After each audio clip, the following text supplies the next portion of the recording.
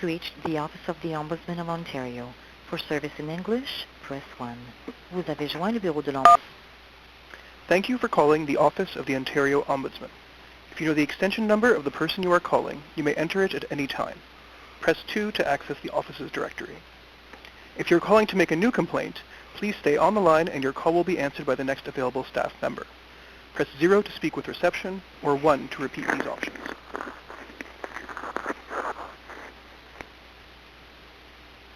Please be aware that your call may be recorded for accuracy, quality assurance, and training purposes. Veuillez noter que votre appel peut être écouté à des fins d'exactitude, d'assurance de la qualité et de formation du personnel.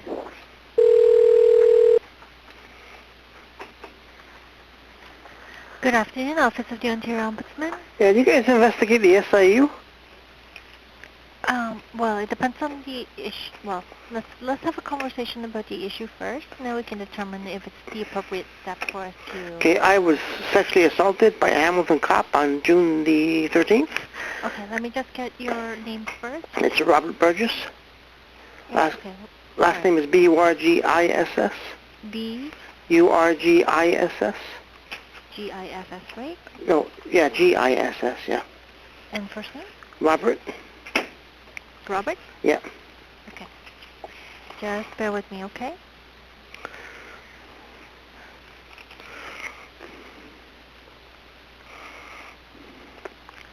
Just 1 second, okay? I'm just gonna open the file. It looks like you put in a submission to our office, is that right? Yeah, I did one this morning. Okay. But you guys have screwed me around before. Okay, just bear with me 1 moment. Yeah. I've never spoken with you before. I said you guys.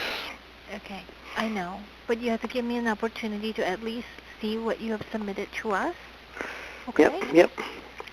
We, it's not that we don't want to help people when they contact our office, but because our office is a legislated body, there's a specific legislation that governs what our office can and cannot do. Okay? Now, I'm not sure what your expectation is today in terms of the information that you share with us, but let's talk about that, and then I can consult with the team here and get a better understanding of what we can and, may or may not be able to help with. Okay? Usually when it comes to police matter, I can just tell you right now, if it's a police matter, we don't normally have the ability to review those type of issues.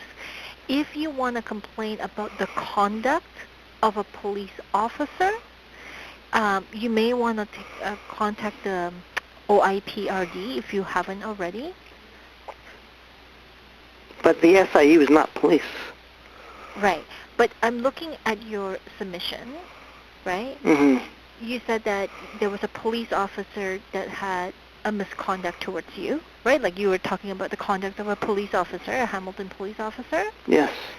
If you want to complain about the conduct of that police officer, that is certainly something that you can do to the OIPRD. You may also, given the nature of the information that you, like the complaint that you're making, you may also want to get legal advice in terms of what your rights and options are in the circumstances. Okay? In terms of the Special Investigation Unit, it does fall within our jurisdiction. However, this is the part that I want you to understand. When government agency makes certain decisions, our office cannot overturn the decision that has been made.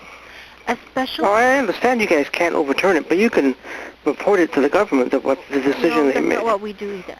That's not what we do either. So I just want to make sure that you let me finish how I explain our jurisdiction, and if that's not clear, then certainly you can ask me questions about that, okay? Our office is tasked for the responsibility of overseeing the processes that government agency carries out. Now, when government agency carries out these processes, there's normally a decision being made at the end of the process, right? The decision that the government agency arrived at is outside of our ability to change. So it's if a government agency has decided not to prosecute, not to lay charges, not to make an order of contravention, we're not able to tell that government body and advocate on behalf of an individual and say, you need to make a different decision. That we're not able to do that. That is not our role and function. However, what we do look at is we want to take a look at the process and understand how that process works. So the complainant that comes to our office has to pinpoint what exactly is problematic with the administrative process that is being carried out by that government agency. So it's not good enough to simply say, I disagree with the decision at the end of the process. We need to know what exactly is the problem with this process that you have identified. That is our role and function as an ombudsman's office. Okay, the problem is that they're not following the letter of the law. Okay, so that's a different kind of conversation. If you're saying a government agency fails to follow the law, right, that is a legal question. Does the government agency in fact follow the law? And what exactly is that law, right? And that is a question that is better suited for a lawyer to answer, right? We are not able to answer the questions about whether or not a government agency is breaking the law or not breaking the law. I'm not asking you to decide whether they're breaking the law or not. I'm just asking you to decide whether the decision was proper or not. But that's what I'm saying. We're not able to question that question. If you can't question that, then what else would you look into as far as the SIU? You, ma'am. Ma'am, I'm a guy, not a girl. Okay, sorry.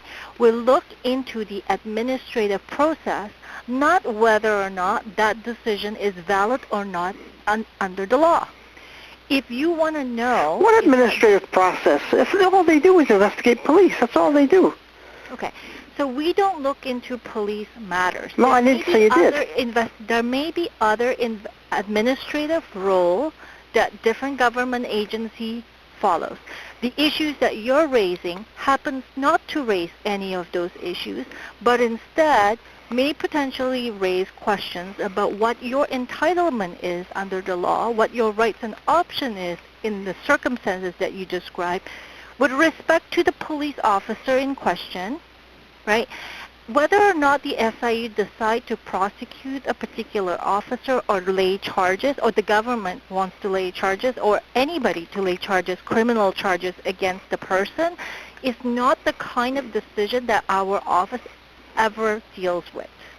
I'm going to tell you right now, whether or not in either the context of the police or any other private individuals, if the question is, does anyone have the power and ability to lay charges against a person, right, a criminal charges against a person, that is never the kind of decision that our office will ever interfere with, because one... I'm not asking you to interfere in the decision.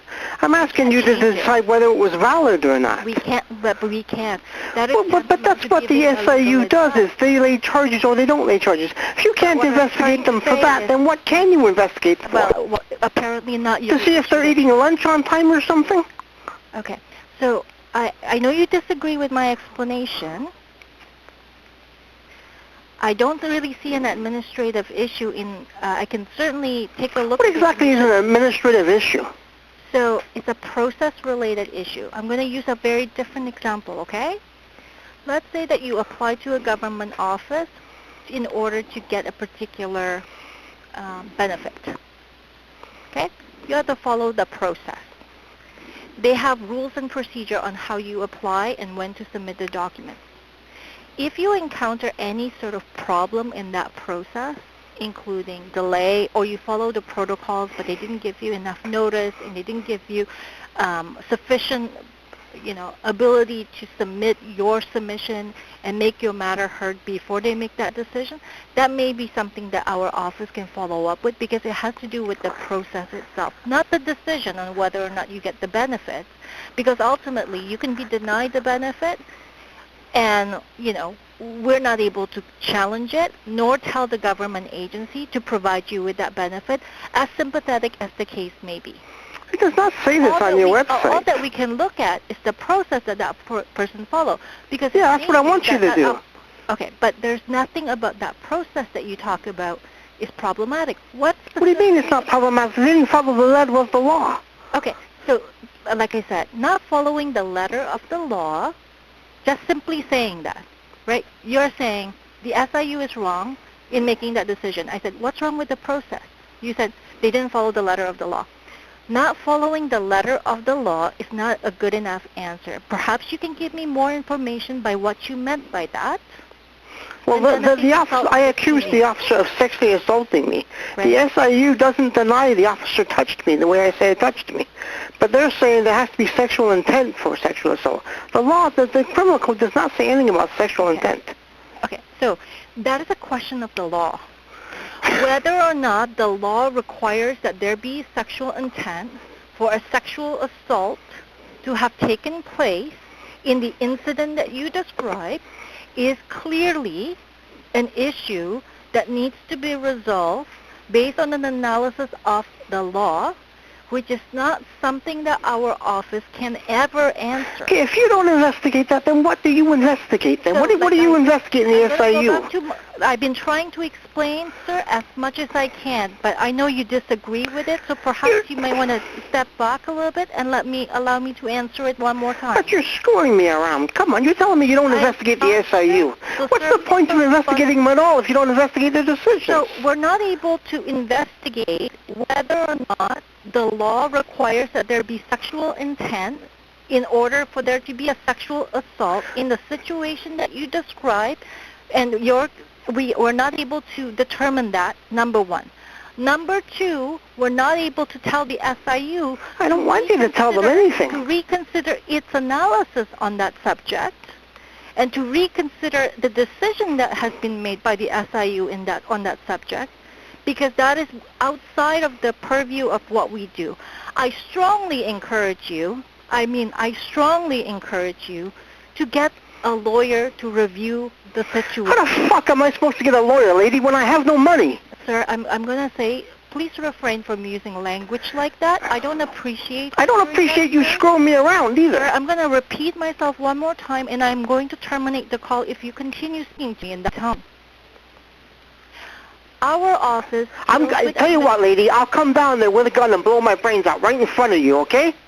Then we'll see who's happy. We take those type of comments very seriously. Stating that you're going to blow your brains out is a very serious statement, sir. So screwing me around and obstructing justice. I'm not trying to, sir. Yes, you are. You're screwing me around. If you don't investigate decisions of the SIU, what do you investigate? To see if they ate lunch properly? It's not that we don't investigate the SIU. We investigate administrative issues. The issues that you raise has to do with a legal question about whether or not sexual intent is required. All the SIU does is legal stuff. That's all they decide, whether there's enough evidence for murder charges. So give me an example of what you would investigate the SIU for. Can I suggest a different approach for the moment? I'm very concerned with your last statement, sir. Yeah, because I've been doing this since 1995. I've been dealing with the police. Sir, are you feeling suicidal? Do I need to get you some help, sir? No. Are you okay? Yes. Are you feeling suicidal? No. Okay.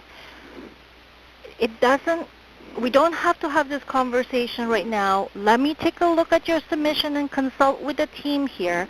Can I confirm where we can reach you, sir? It's 289-768-4276.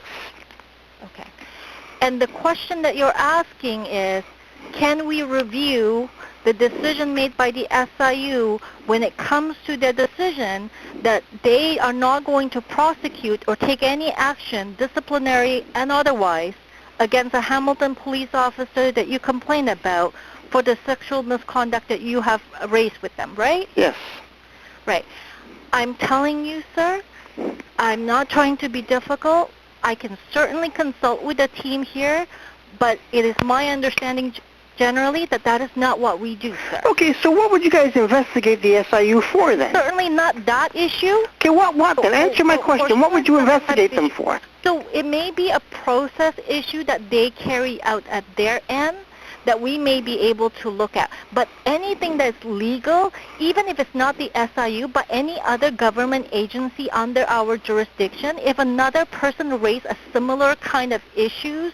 Where does it say this on your website, that you don't investigate legal stuff? We don't deal with legal matters. Yeah, where does it say that on your website?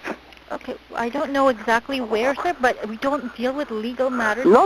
You go on the internet and look up your website. Why don't we do this as a deal, sir? I will send you the specific site and our website that discuss that, and I make sure that I consult with the team here and will provide you with a written response to that with the consultation of the team here.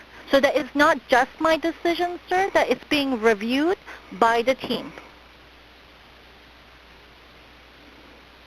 Okay? By when? I will do it as soon as possible, sir, keeping in mind that this is the holiday season. What's your name? My name is Grace, sir. Could you spell that? Grace. Grace. Okay. I will consult with the team here, and I'm just going to caution you and let you know I won't be here for the next 2 weeks, but I will make sure that this goes to the attention of a staff member here while I'm away in case you have any update or emergency you want to raise with us, okay? Yeah. Thank you.